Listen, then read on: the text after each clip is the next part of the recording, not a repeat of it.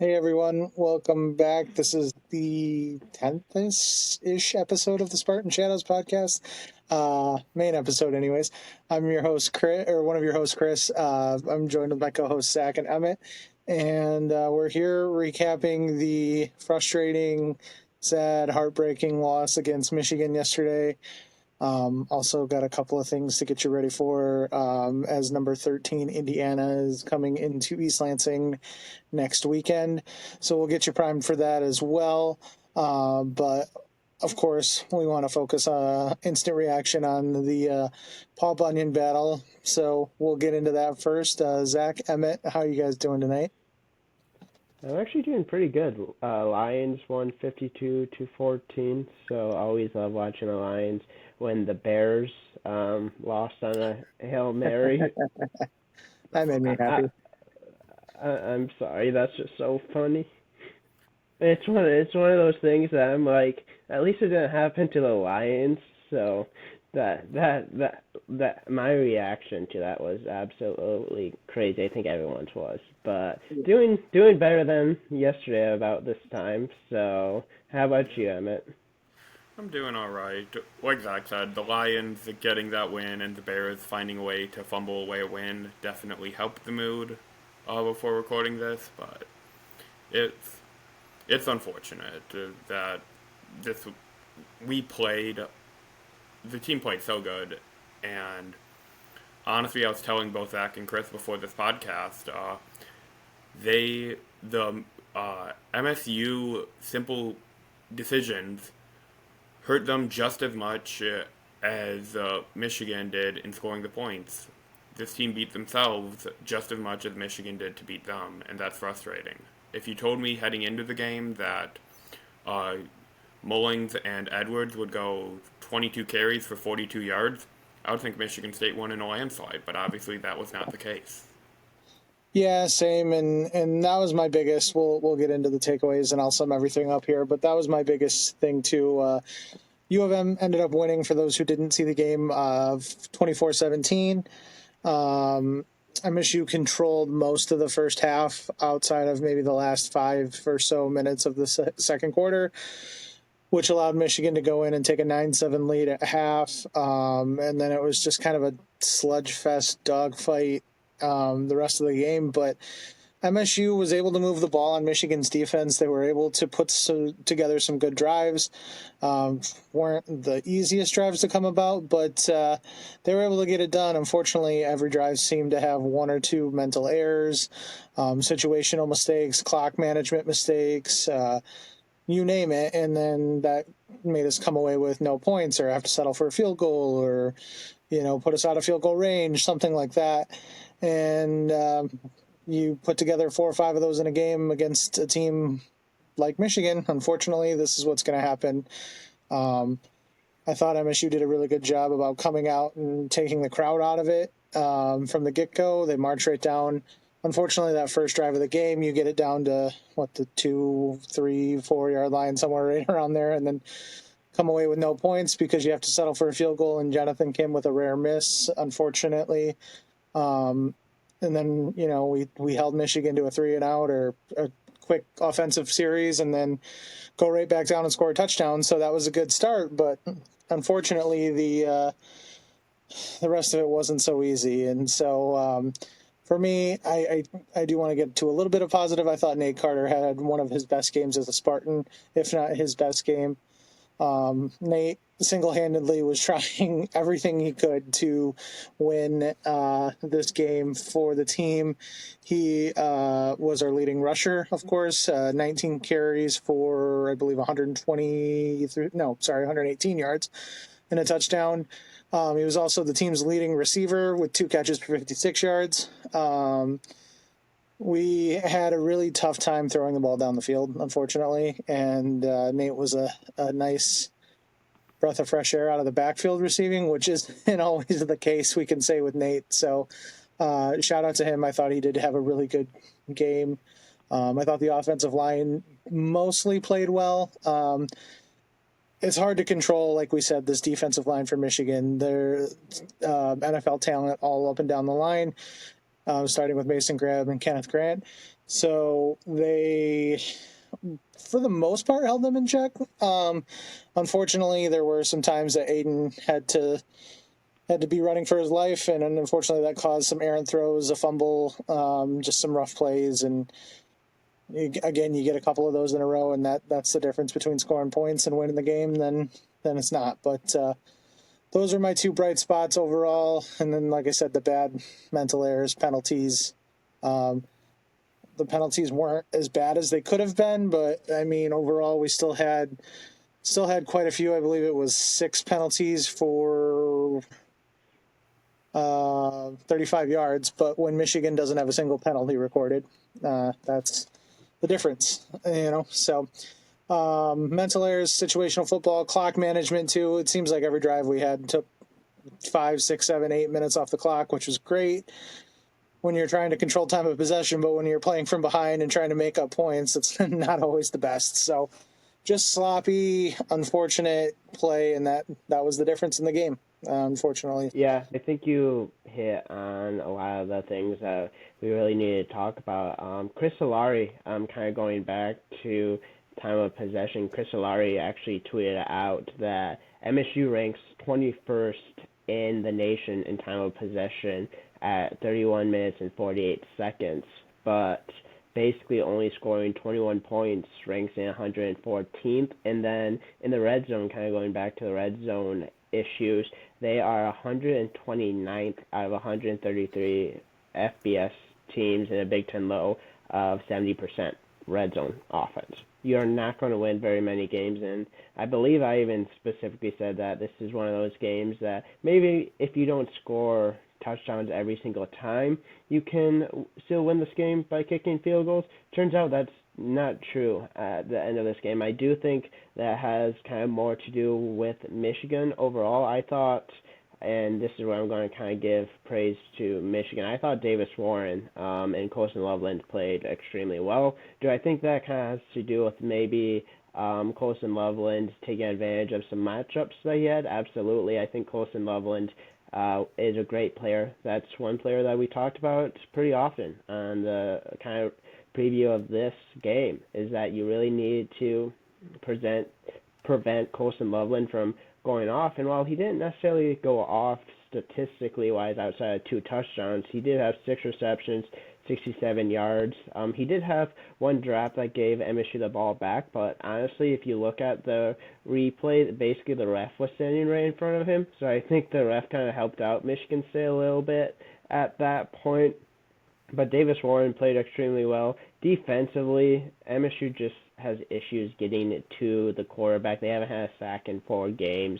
You just cannot have that happen. I know 2 of those games were, again, Oregon and Ohio State. I understand that. I understand Iowa has a really good offensive line. Michigan has a good offensive line as well. But you really need to get pressure on the other team's quarterbacks. We've seen what happens when you don't. And while the secondary has been better than what it has been recently, when you have linebackers that struggle in coverage, or when you have kind of players that just are defending back there for 4, 5, 6, 7 seconds, outside of kind of like Chuck Brantley, outside of guys that you know that can kind of do that, you're not going to really have guys that can play defense that long in the secondary. I don't think that's fair for any of those defenders to be asked. Now, again, like I was saying, if you have like one of the best corners in the country, not saying Chuck Brantley is that, but like if you have Travis Hunter, if you have Will Johnson, yeah, they probably can, and Will Johnson did not play in this game whatsoever, but like you need to get pressure on the quarterback, and MSU just has not done that. One thing I do really like that, Chris, you talked about is the running game for Michigan State. And while kind of coming out of this game, I think it's difficult, obviously, because Michigan State wanted to kind of look at the positives out of this, but really Michigan State's running game has been pretty good the last 2 games. So I think that overall has been a very good improvement and a very good sign going forward, because one thing under Jonathan Smith at Oregon State, and really seems like under his kind of tenure, he really wants to kind of run the ball. And that's what Michigan State has been known for in the past when they've been really good under the D'Antonio days, is they've been able to run the rock they've been doing that the last two games, and if they continue to do that, I think that's really going to help. Just you need to convert on offense. You need to score touchdowns in the red zone, and you need to be able to put up points. That's the biggest issue, is not being able to score in the red zone. We've seen teams do that in the past. It's really kind of late in the year. You still only got like four more games left to go outside of this. So you have again, possibility of going to a bowl. I think that's kind of the goal right now, is just make a bowl game. Honestly, if you get 6-7 wins, I think that's good. You need these young guys to get practice.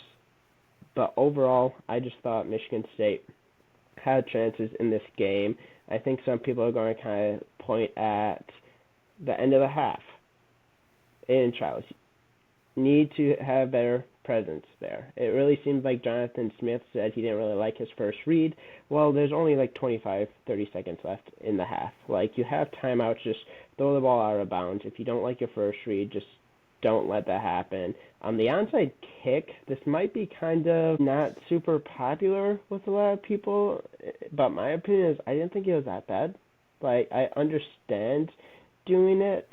Honestly, I thought it was a pretty decent call. I know some people were saying that, yeah, MSU huddled. They've never really done that before. But if you really look at it, at least from what I saw, they were close to recovering the onside kick. Again, there's the offsides, but I think that was kind of minimal. Honestly, I think it was kind of one of those close offside calls that could go either way, but I didn't necessarily hate that. I thought the delay of game for the field goal was kind of bad by coaching. I would love to call a timeout, especially if you're going for that. But who thinks that Jonathan Kim's going to miss that field goal?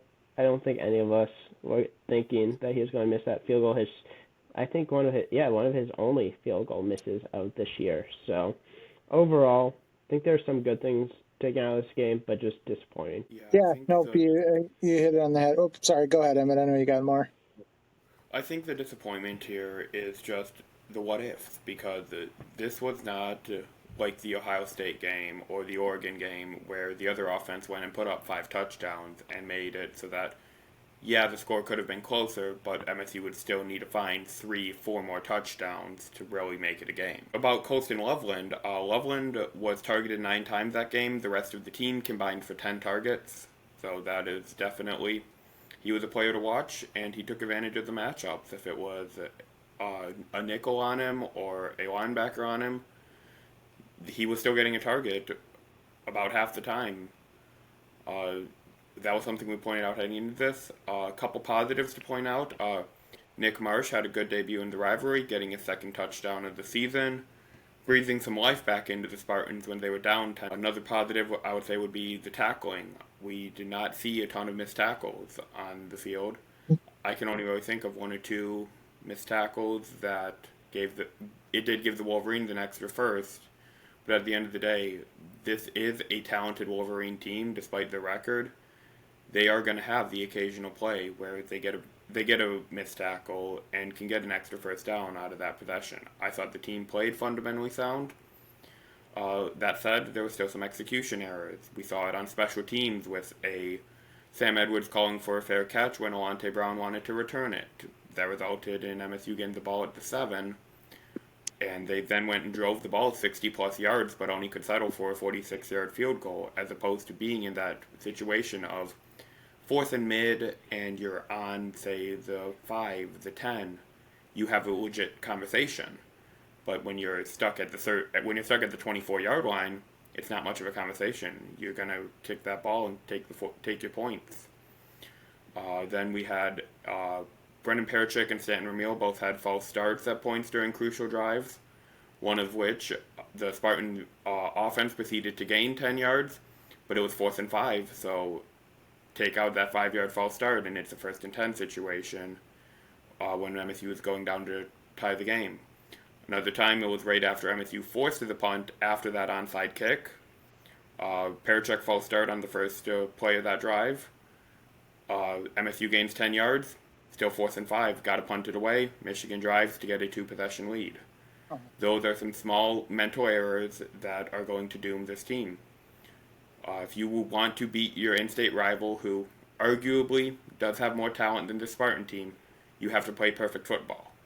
And the team did not play perfect football, and it wasn't just, oh, one play here or there. When you have 3 or 4 mental errors, 3 or 4 times where you lose an extra couple yards, those yards are going to hurt you. The Spartans out-yarded the Wolverines by, I believe, 80 or 90 yards, but the Wolverines didn't need that much after MSU was shooting themselves in the foot. They capitalized on the few drives where they could drive the ball. Yeah, and at the end of the day, it's frustrating because you felt like you could have easily won this game. We talked about it. You never want to lose this game specifically. It's Michigan. Their rivalry jokes aside, it is our biggest regular season game of the year. This is the game we all want to play. We all want to win.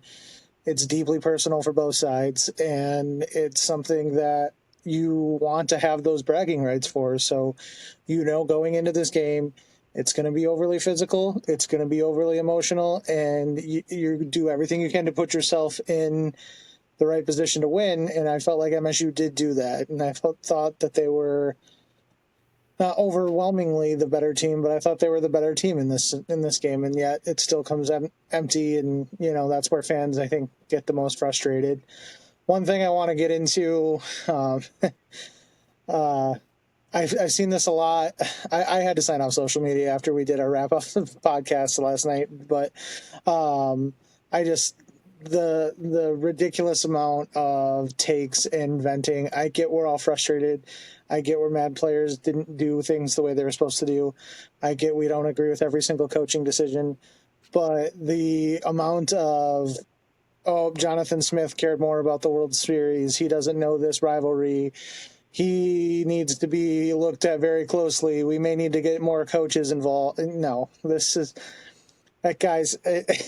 I get it. I'm upset as anybody else about losing this game, but MSU fans need to relax a little bit. We are 4-4 in the first year of a head coach in a program that was not taking over at the top of the program. We were rebuilding from a dumpster fire that was the end of the Mel Tucker era, and it's going to take time to rebuild and, unfortunately, retool. And so, with that being said, I think any of us would sit here at the end of this 5-game stretch that we had, our gauntlet stretch of the schedule, with 4 games to go, and we're sitting at 4-4. Like Zack said, the goal was easily to get a bowl game. We're in prime position for that. I mean, Las Vegas had this team as a win total of 4 this season. That's why the over-under was set for wins at 4.5. So they think we're somewhere around that 4 or 5, and Vegas doesn't lose very often, as we all know. So we're right where people expected this to be, but we still have 4 games to play. And you're going to end the schedule with a very easy opportunity to make a bowl game because you still have games at home against Purdue, at home against Rutgers. If you believe Indiana's as good as they appear so far, then yeah, that may be a harder game, but Illinois just got completely bricked house by Oregon this weekend. So, Illinois is not the greatest. They might be a little overhyped. Indiana might be a little overhyped. I don't know. But the point is, we have opportunities to win it, to make a bowl in Jonathan Smith's first year, and I think 98% of this fan base, if they would have told you the day Jonathan Smith got hired that we were making a bowl next year, and we won against some average to above average teams, I think we take that almost any time of the day. So I think we need to calm down on the outrageous Jonathan Smith takes. Maybe parts of this rivalry did surprise him, judging by his quote in the press conference about how now he's been through it and he fully understands it. This rivalry isn't your run-of-the-mill rivalry. This is deeply personal. This is something that both sides take very seriously, and I feel bad. I don't remember the Michigan fan that I saw talking about this online last night, but I agree with it 100%. The Michigan-Ohio State rivalry is not like this because those teams respect each other. They understand that they are, they may hate each other, but there's a little bit of mutual respect. At the end of the day, that's out the window in this rivalry, especially over the past few years. We hate each other. We want nothing to do with each other. So this is above and beyond. So It's frustrating. Yes, that's what happens in games like this. But Jonathan Smith now got to experience it for the first time. You saw the Colston leveling comments after the game. That just is going to add fuel to the fire, and maybe we see Jonathan Smith channel his Coach D'Antonio with the little brother stuff. So you never know. But that was frustrating to see a lot after the game. I do want to actually give Sharon Moore a lot of credit, because after the fight, or whatever you want to call it, that ended the game. Speaking of which, we're recording this Sunday night. Nothing's actually came of that yet. I don't know if anything will. We're not sure what will happen. If news comes out about any actions against either team, we'll talk about it at that time. But as of right now, nothing's happened. So, but I do want to give Sharon Moore a lot of credit. He came right out in the post-game interview on the field and said he doesn't condone any of that stuff. He doesn't like how that fight broke out and was handled, and that's not how he wants to run his program. So I got to give him a lot of credit for that, because I don't know, maybe I'm used to Jim Harbaugh, but that level of accountability did not happen before. So kudos to Sharon Moore. I thought that was pretty cool. So that's kind of the last of the stuff I had. I know Jordan Turner, we are going to be without him for first half of the Indiana game. The targeting penalty was frustrating. To me, that's one of those calls that, by the rule, that's going to get called every time. You hate that it is the rule, but he led with the crown of his helmet. There was nothing malicious about it. He wasn't trying to hurt anybody. It's one of those plays that just happens quick, and unfortunately, that's what the rule is there for, so it's going to get called every time. Do I want to see that kick our best player out of the game in the heat of battle? No, that's kind of frustrating to see, but it reminded me of Nick Bolden for Michigan that got kicked out in 2015. So similar to that, so there's your makeup targeting call. We're even in that in the rivalry history, but it is what it is. Unfortunately, Jordan Turner's going to miss the first half of Indiana, which is going to potentially be a problem. So any last thoughts from you guys? Yeah, I have a few different things. I do think maybe things like the tension might drop a little bit between Jonathan Smith and Sharon Moore. Do I think that's going to completely change everything? No, I don't think it will. And this might be an unpopular opinion. I don't think Mark Antonio is walking through that door. And when I say that, I'm not saying specifically Mark Antonio. I'm saying I don't know if Jonathan Smith is going to be what Mark D'Antonio was publicly towards Michigan. Yeah. And that doesn't mean he's not going to like Michigan. That doesn't mean he doesn't understand it. It could also be one of the things like you're saying, Chris, and I think this is true as well. You don't fully understand this rivalry until you've actually been in it. And I think now he probably fully understands it, and maybe some fans might find that upsetting. Some fans might say, like, hey, like, kind of going back to, like, the Dodgers. Cole, obviously he's not going to be watching the Dodgers game during this. Like, Yeah. no head coach would be doing that. Now, maybe if one team was winning by, like, 40 points in the middle of, like, the third quarter, yeah, I might be checking my phone if I was a head coach at that point, like, maybe once every while, but no one fully believes he's checking on the Dodgers score. At least I hope not. But I don't, like I said, I don't think Mark D'Antonio is going to be walking through that door publicly. Because one thing about Mark D'Antonio as well, he was kind of a quieter kind of guy like Jonathan Smith was. When it came to Michigan Week, he was not that at all. He had obviously the well-known quote that basically said, "It'll never be over between me and like Michigan State and Michigan," and I think that's one of the quotes for one of the reasons why Mark D'Antonio is so beloved, and he backed it up for a lot of his career. I don't think we're getting that type of quote from Jonathan Smith. Maybe he will surprise me. I don't think he's that type of coach, honestly. Now, like I was saying, that could make some fans frustrated, but if I'm Jonathan Smith, what I'm doing is I'm playing that quote by Colston Loveland over and over and over every single day until next year. And you know what? If that happens, I really hope the players don't like it. They shouldn't like it at all. Now, you gotta give credit to Colson Loveland. You gotta give credit to Michigan. He's 3-0 in his career. That's just honest truth. Like, we have to say that. He has the ability to say that. Like, we might not like it at all. He has the ability to say that. Sherrone Moore seems like he didn't necessarily love it. But guess what? It's there. Use it as motivation. Mike Hart did it all those years ago. Things kind of changed slightly in the rivalry after that. Not saying that's going to happen here with Colson Loveland, but you better use that as motivation because while Michigan is struggling this year, Michigan's always going to have talent. So MSU better be ready to play next year, and it's going to be not fun for the next 365 plus days that it's going to be in Ann Arbor. But if this doesn't get the coaching staff excited and motivated for next year, I don't know what will. And I think that's the biggest frustration, is that this was an opportunity for Michigan State to beat Michigan, something that as fans we didn't probably think going into this year that was even a possibility.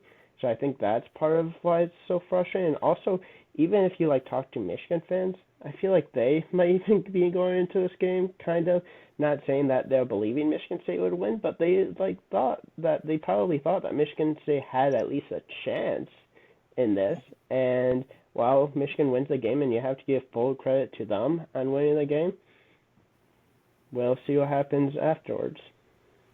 Yeah, also building on what Zach said for Jonathan Smith on the rivalry.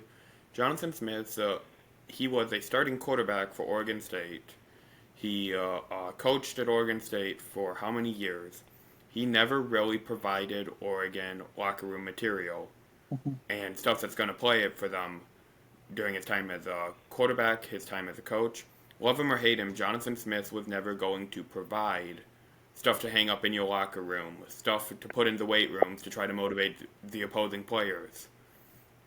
He was not going to go out in public to try to give the other team any fuel to their fire. Do I think that the Colson Loveland quote will probably be playing at some point in that Michigan State weight room, in that locker room? Definitely. Do I think that Jonathan Smith is going to provide something for Michigan to put in their locker room, put in their weight room? No. And to say that he was watching the Dodgers game, as someone who was even in the press box, not a soul was even checked in on that Dodgers game because everyone was locked into this game to try to watch what was going on because this was a close game. Sure, Michigan getting a 2-possession lead near the end might have made things seem a little bit more out of hand. This game was extremely close. Mm-hmm. I do not believe for a second that Jonathan Smith would even think about the Dodgers score until well after that game was over. Yeah, to me, even after that game was over, I won't hope he did either. Yeah. To me, that was just Jonathan Smith trying to be a little bit more joking and showing a little bit of levity with the press. And sure. It's nice to have somebody who's willing to, I mean, we've talked about it on the show already. He's willing to be a little bit more open with the press than Mel Tucker and even Coach D'Antonio were at times. You got to remember Coach D'Antonio, too. If you guys are expecting him or a coach like him to be as petty and as condescending towards Michigan, that's not going to happen. Coach D'Antonio also was at Ohio State for some time. He had personal hatred for Michigan, and then the Mike Hart stuff just kind of let that all come out. So Coach D'Antonio had personal vendettas to go after, and he was not shy about being petty. So not everybody's like that. I tend to think if I was a head coach of a team, I would be just more like Jonathan Smith and say, okay, you can say all you want to say, but I'm not going to give you that extra edge or that extra motivation. So, but, we do have coaches on this roster.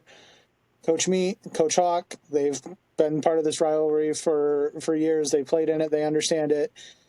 They know how personal this is, and this was, I think, kind of a we told you moment, and now we can move forward. And they got to come to East Lansing next year, and I have a feeling we're gonna have another gear to give them. So Shifting gears, Indiana time, I believe, for all of us. That's the next team on the schedule, the number 13th ranked Indiana Hoosiers.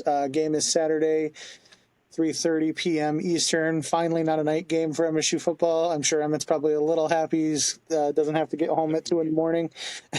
So That's a relief, I'll tell you that. Emmett will be in the press box for that game as usual. Spartan Stadium, of course, being the host site. Early line, I believe, is Indiana minus 6.5, which is pretty shocking to me. I don't know if Vegas is thinking that maybe Rourke isn't going to play again or something. I'm not totally sure, but they pretty easily handled Washington last week and made Nebraska look pretty foolish the week before. So Indiana's got a lot of momentum coming into the game. Over-under, for those of you who like to bet that, is set at 50.5 according to FanDuel.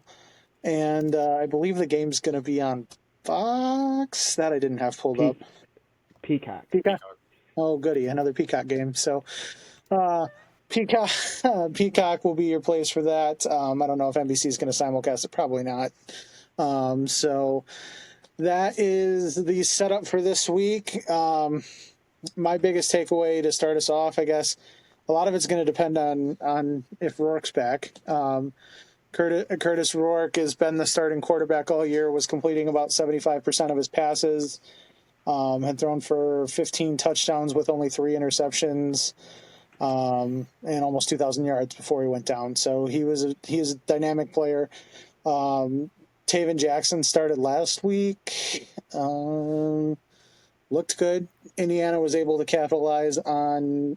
I mean, I know Washington's not the juggernaut they were last year, but Indiana had a pick 6 to start the game. They scored on special teams. They scored on offense. They were able to really attack it from all 3 phases, and it's going to be something the Spartans are going to have to look out for. You're going to have to get pressure on the quarterback. On offense, you're going to have to make smart decisions to take care of the ball.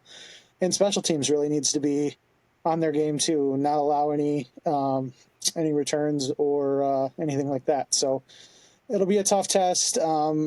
I don't exactly know how good Indiana is. I still think maybe they're playing a little bit above what they are, but until somebody slows them down or stops them, they are what they are. So I know they've got the meat of their schedule with us, Michigan, and Ohio State coming, so we'll see what they look like after that. But they've put themselves in prime position to make a run at the Big Ten championship and even a college football playoff appearance. So it'll be a tough test for Jonathan Smith and company. Zach, what are you thinking on that? I just want to say one thing. Indiana's good. That's just a fact, honestly. Like, it's not even, like, one side of the ball. Like, if you told me at the beginning of this year that Indiana would actually be one of the most fun and kind of electric teams in the country, I honestly would have not believed you. But let's talk about this Indiana team. One is their offense just goes. Like, Rourke has been great this year. He's kind of expected to be back. I would be kind of shocked if he doesn't play in this game. Maybe if he doesn't play in this game, they're kind of preparing more for Michigan, Ohio State at that situation, but I'd be kind of shocked if he doesn't play in this game. They have like 5 wide receivers that have like 25 plus receptions on a year. It's not just one guy that is making plays on this Indiana team. It's kind of the whole Indiana team. The leading rusher has over 600 yards as well. Defensively, they're only allowing 14 really points on average to the other team, and they're averaging almost 40 points a game. Now, again, like Chris was saying, you can sometimes look at some of these opponents, like especially really early on, but like Washington, while they haven't been as great, Washington's a solid team. Like, we've seen what Washington can look like. Are they the best team in the Big Ten? Obviously not.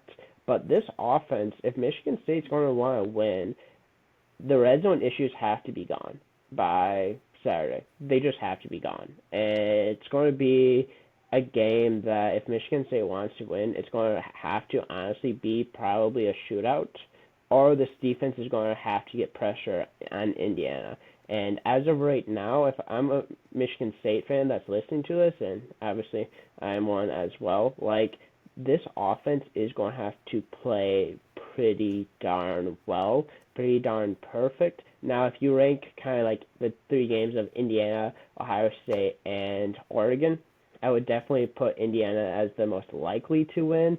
I still think that Indiana isn't as good as those two teams, and obviously it's at home as well. But like, if I'm a bettor, like I'm betting like that over 50. I think this is going to be quite a high scoring game, and 6.5.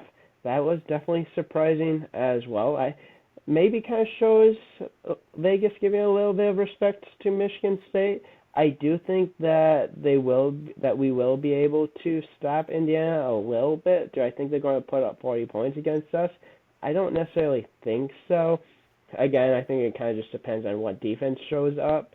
But overall, the offense is going to have to be kind of perfect. Aiden Charles cannot make these mistakes. They're going to have to protect Aiden Charles as well. We're going to have to be able to run the ball consistently.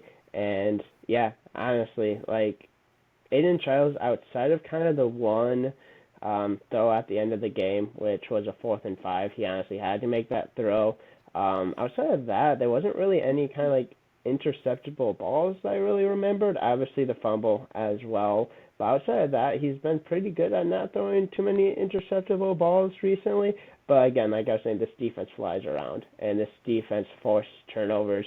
And you gotta give credit to Kurt Cignetti. He's done a great job over at Indiana. And I honestly feel like I'm kind of being a little bit pro these other teams in this podcast. I feel awful doing it, but like this team, yeah, it's these teams are good, and I do think the way that Michigan State started compared to right now is dramatically different. I think they're better than what we were at the beginning of the year. If anyone's watching this, or if anyone's watching Michigan State and they think this team is remotely even close to what was at the beginning of the year, I don't know what you've been watching. I think this team is much better than it was, but guess what? There's a difference between being much better, playing a Florida Atlantic team, and then playing a team like Indiana, playing a team like Michigan, playing a team like Ohio State, playing a team like Oregon. It's tough. We have injuries. Do I give Michigan State a chance in this game? Yes. Is it going to be easy? No. Yeah, speaking of the Indiana defense, one player that the Spartan front is going to have to point out and identify every single time they're thinking of passing, even if they're running, is Mikel Kamara. I believe it's Mikel Kamara of the Hoosiers, James Madison transfer. He has 10 tackles for loss this year, 7 sacks, 2 forced fumbles, 2 fumble recoveries. He is a monster and will wreck a game plan if teams do not plan for him. Additionally, James Carpenter has 3 sacks, 6.5 tackles for loss this year. The leading tackler, Aiden Fisher, 75 tackles this year, 3 tackles for loss. And we saw last week with their pick sixes and their punt return, you cannot fail to execute on any side of the ball, or it is going to be a costly mistake. We saw what the return game almost did to Michigan State against Iowa 2 weeks back now. You are going to have to bring your A game for every single snap, every single play. Like Zack said, do I feel better about this game than Ohio State or Oregon? Sure. If Rourke's playing, I'd say I give this, I'll say like a 5 to 7% chance that Michigan State wins. If Rourke's out and Taven Jackson's playing, I do feel a lot better. I wouldn't say I'm feeling better in terms of, oh yeah, it's a 50-50 game. I would say closer to a 20-25% chance to win for MSU. This Indiana team plays disciplined. They have a fun offense, and they will execute. And Michigan State's biggest concern this entire year has been how will they execute. How will they execute on third down? How will they execute in general against Florida Atlantic?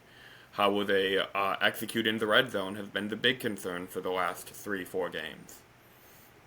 So, and another thing, whoever's at quarterback for Indiana, the Spartan front has to make them uncomfortable. 16 quarters without a sack. I believe only 3 or 4 quarterback hits in that time too. Davis Warren only was under pressure once all of Saturday night, and even then he was able to scramble out for a 7-yard gain. this Spartan front needs to get pressure on the quarterback. Michigan's offensive line is not the same one that sent 5 players to the NFL last year. Michigan's offensive line heading into Saturday night's game had allowed 5 sacks to Illinois the previous week. So the offensive front for MSU, with the defensive front for MSU, needs to find a way to get pressure on Indiana. Even on the blitzes where Joe Rossi sent 6, 7 guys, Davis Warren was always able to find his hot route read. I don't think sending 6 or 7 guys is the answer if we do not have anyone out there in coverage. So it is going to be a uphill battle for MSU unless they can find a way, unless they can find an unturned stone to get pressure in.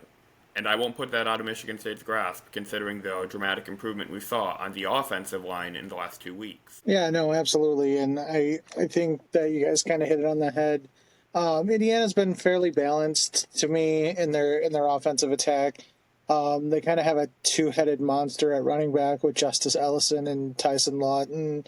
Together, the two of them have combined for about 1,000 yards from scrimmage and about 1,100 yards from scrimmage and 17 touchdowns. So have to stay disciplined, have to keep them in check, try to keep everything in front of you, eliminate the big plays. And then I don't know what it is about Indiana. The Indiana series the last, 3, 4, 5 years has just been something wild happening that you can't predict.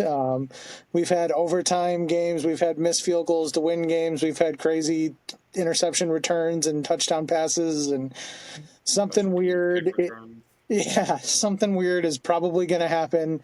So there's got to be a way for you to also not panic when something goes awry, which I feel like MSU's done a pretty good job of this year overall. So I guess I'll lead us right into predictions and that sort of thing. Not having Jordan Turner for the first half is going to be an issue to me. He's been our best overall linebacker this year. He's been our probably best pass coverage linebacker too, and I think that could be an issue with some of the tight end and running back plays out of the backfield. I kind of agree with Zach. I think there's going to be some more points scored than what we saw this past week. I think Indiana's going to end up winning this, though. They are a good team. I'm going to say final score 30-20. That sounds about right. I'll take that. First touchdown. I don't know. First touchdown, Nick Marsh. I'll stick with it. You're not taking the free Nate Carter bet after last week? That's interesting. No, I'll stick with Nick Marsh. He's just. I don't think he ended up getting it, but did he set the freshman receiving record? It was close at the end. One sec, let me check how many yards he had. He was 57 short from true freshman, Cody White's true freshman record. I think he had 42. He had 42, so he needs 15 yards this game to beat Cody White's true freshman record, and then he needs 66 to beat B.J. Cunningham's all-time freshman record. So this will be Nick Marsh celebration day. I think Nick Marsh will set both of those records this week and give me first touchdown for him. So, Zach, who do you got? Yeah, I definitely think Nick Marsh needs to be more involved in this offense. I like how they got him more involved at the end of the Michigan game. Should have been more involved at the beginning of the game, but Nick Marsh needs at least 5 targets a game at this point. If he has anything less than that, that's disappointing. You need to draw up and call plays for Nick Marsh at this point. We've seen how good he has been this year. His one touchdown against Michigan was a great route and also a great cutback as well. He needs to be more involved, so definitely think he should be getting that record in this game. If not, kind of a little bit disappointed there. At least he should get 15 yards, hopefully, if Michigan State wants to have a chance in this game. But for me, I'm kind of around there with your prediction, Chris. I got maybe a little bit wider of a margin. I'm going to guess something like 35 to 23, 23, 38 or something like that.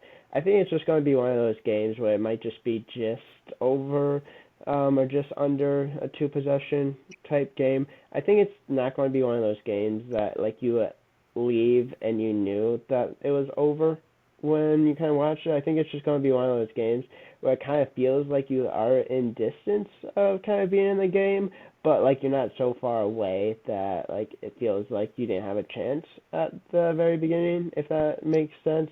Like it feels like you're really close, you're right there, but just a little bit too far in the distance for you to be able to catch up. That just kind of feels like where we're at this year. Honestly, I really hope we don't have another situation like the missed field goal against Indiana. We do not talk about that at all because We already that was shanked an under 30-yarder this year. We're good now. yeah, we got our bad We got kick that out out of of the the way a year. week early. Yeah, we just Exactly. got that. But yeah, Who did the first touchdown? first touchdown. It's been You're kind not of going to a say man. Velling, and it's going to happen. I said that I didn't say Velling once before, and it didn't happen. It's kind of been the main guy. It's kind of been the same guys though. Honestly, like it's either been like Aiden Childs, Karen Lynch Adams, or really Nate Carter that have scored. With that being said, obviously I'm going Jack Velling. I have to. So go ahead, Easily. Well, Emmett. It's going to big happen. shocker right there. Okay, You got so Zach actually almost had the exact score I was predicting. I was thinking a 35-24, and then I think you said 38-23 now. So I think I'm gonna pivot. I'm gonna pivot to something close to that. Yeah. I'm gonna pivot to. I'll go 35-24 for sure. Lock it in. I think that it's gonna, like Zach said, it's going to be one of those games where you feel like you're in it for most of it. I would say probably a lot like the Ohio State game with Michigan State, maybe having a little bit more execution would be the hope. I do not think MSU pulls it out, but I do think that it's you come away after the game and be like, okay, this team has a lot to build on with the underclassmen we have this year. Hopefully, we are at that point in the very near future. I would say first touchdown. You know what? I'll be wild. Give me Alante Brown on a jet sweep or a reverse. There we go. Hey, Change like my Michigan prediction. But I think did he have one catch? He had a catch, and I think he had one. a fake reverse to him. Yeah, I was Yeah, going I to think say he he did. ran a Yeah. couple of jet sweep type plays, but Can we put an If outside prop bet for Makai Frazier getting a halfback that's halfback good. pass? Yeah, maybe I'll just show there's your Fra- touchdown. Alante Brown Frazier, receiving from yeah, Frazier to Alante Brown. There you go. Honestly, if Alante Brown scores the first touchdown, it's just not meant for me to get this prediction right. Honestly, yeah, at this point, so I hope it happens. I hope we just get a touchdown. yeah. Start. I don't care who gets it. Just start with one and let's build on it. But In the Mel Tucker um, era, we probably don't get a touchdown against them. yeah, that's true. So Ranked well, team. that's about all we have for football. Before we do go, I just want to really quickly shout out Adam Nightingale and the hockey team with a big weekend sweep of Canisius. I never can pronounce them right. The one school that plays hockey very well in Buffalo. They won Friday 3-0. Trey Augustine with a nice shutout there, and then 4-1 on Saturday. That was going on during the football game, so not a lot of people realized that was happening and how well it was going. So that puts the Spartans at what was that 3-1 and 5-1 on the year with the 5-1. with the only loss to BC. So the hockey program is buzzing. Also, shout out to Captain Red Savage on his first goal of the season on Saturday night. Red Wings prospect Red Savage. And Trey's looked good. Trey's looked really good. He got the night off Saturday, and so that was good to see. Get him a little bit of rest. They will take on Ohio State. Not this weekend. They have a weekend off, but November 8th and 9th is the next scheduled games for the Spartan hockey program. That will be Ohio State both nights at Munn, Friday at 7, Saturday at 7, and then the weekend after that they get Notre Dame. So and also at Munn. So some good hockey games coming to East Lansing in the next few weeks, so be sure to check that out if you're looking for things to do on weekends. And yeah, that's all I had for hockey updates. Exhibition for MSU basketball on Tuesday against Ferris State. Yep. MSU basketball starts their exhibition series. Ferris State, I think that's at 7 o'clock on Big Ten Network. So, yep. So anybody wants to watch the basketball program with their first major exhibition, that's starting where basketball season's right around the corner. And then, women's soccer still killing it. Men's soccer has a big matchup this week against number 1 Ohio State. So hopefully we can pull that off. And then, the winner. Volleyball had an upset over ranked USC or UCLA this weekend as well. Yep, number 16 in the country. Yeah, 16th. Yep. So the Spartan athletics are humming. Football is a little more frustrating than the rest of them, but we wouldn't have it any other way, I guess. So that'll do it for this week's episode. May try to get you some more short form content at some point. I know the couple shorts we've done have done well. So if you guys like them, we'll keep trying to get them out. If you have any questions, shoot us an email at spartanshadowspodcast@gmail.com. Follow us on our socials. They're all linked everywhere again. And we're also on Spotify and Apple Podcasts. And yeah, we appreciate your guys' support and everything going on. It's been a lot of fun.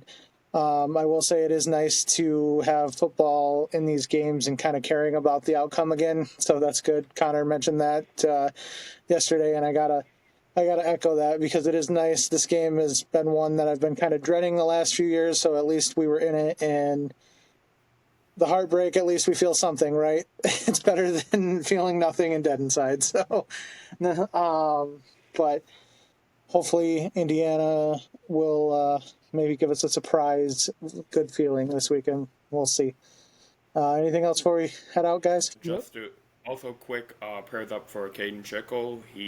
His injury status has not been confirmed, but I have a feeling Monday, so probably around when this podcast is up, we will get news if there's anything on Caden Schickel. He had a non-contact injury on a punt against Michigan. Jonathan Smith's exact quote was, "It did not look good." He got carted off the field almost immediately, so prayers up for Caden Schickel. Yep. MSU has 2 different long snappers that they will be looking at for the rest of the season, most likely. Yeah, if I'm not a doctor, but I'm guessing that's a torn Achilles, ACL, something. That did not look good, and I feel bad for Caden because he seemed like he was having a good, solid year and seems like a really good guy, so we appreciate it. Hopefully you heal up soon, another bad season-ending injury, but that'll do it for us. Sorry we went a little long on this one, everybody, but we appreciate you. Hope you enjoy it, and as always, go green. Go White. Go White.